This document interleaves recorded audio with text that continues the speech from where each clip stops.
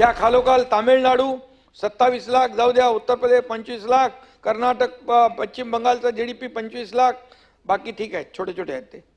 25-26 मध्ये सभापती महोदय अंदाजित राजकोषीय तूट 1,36,235 कोटी आहे, ती पण 2.76 आहे. म्हणजे 3% मर्यादेत, FRBMच्या 3% मर्यादेच्या आतमध्ये आपण आहोत. Fiscal responsibility and budget management act जो आहे, आणि त्यामुळे आपण कुठल्याही नियमांचं उल्लंघन केलेलं नाही. एवढ्या सगळ्या योजना देऊन सुद्धा, आणि यावर्षी आपला 95.20% महसूल जमा झाला. 2025-26 मध्ये सुद्धा 100% महसूल जमा होईल.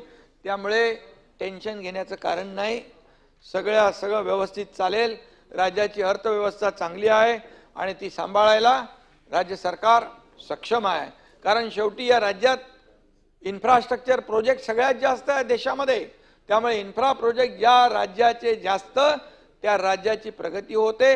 इतर अलाइड इंडस्ट्रीज येतात, बाकी त्याला बांधकामाला लागलेलं साहित्य येतं, सिमेंट येतं, रेती येतं, स्टील येतं, सगळं येतं. आणि त्यामुळे हे जीएसटी आणि टॅक्स हे सगळ्या जे काय आहे त्याच्या माध्यमातून देखील लोकांना, आपल्या सरकारला पैसे मिळतात. त्यामुळे आमची चिंता बिलकुल करू नका. खरं म्हणजे तुम्ही आपली चिंता करा.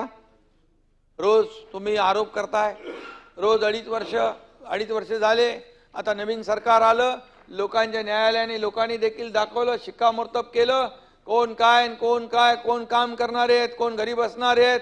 घरी बसणाऱ्यांना घरी बसवलं, काम करणाऱ्याला पुन्हा सत्ता दिली. त्यामुळे मी एवढंच सांगतो, रोज दुसऱ्याला शिवाशाप देऊन भलं होत नसतं. दुसऱ्याची लाईन कापण्यापेक्षा आपल्या कामाची लाईन मोठी करा, तर फायदा होईल. आत्मपरीक्षण करा, आत्मचिंतन करा. गरिबांविषयीचा तुमचा कळवळा किती खरा आणि किती खोटा आहे आम्हाला माहित आहे. कविवर्य सुरेश भट यांच्या शब्दात सांगायचं तर, सभापती महोदय, खोटे हसू, खोटे रडू, खोटीच ही संभाषणे, गरिबांच्या तोंडची खिचडी खाणारे तुमचा खोटेरडेपणा आता सगळ्यांना कळून चुकलेला आहे. हे म्हणून हे खोटे उमाळे आणि जिवाळे हे देखील लोकांना माहीत आहे. आणि म्हणून काही लोकांनी टीकात्मक यामध्ये सरकारच्या विरोधामध्ये काही आरोपी केलेत.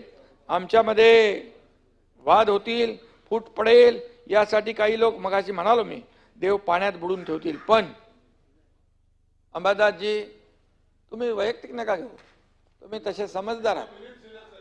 मिलिंद तिकडे,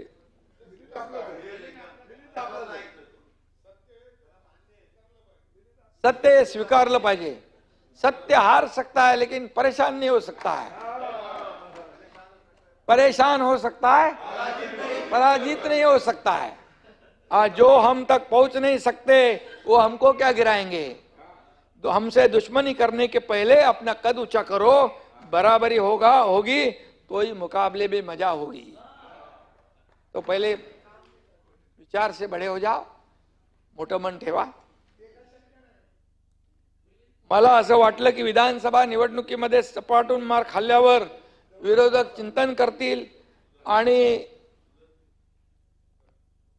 विचार मंथन करतील. असं नको बोलू, विचार मंथन करतील. डूब गए अहंकार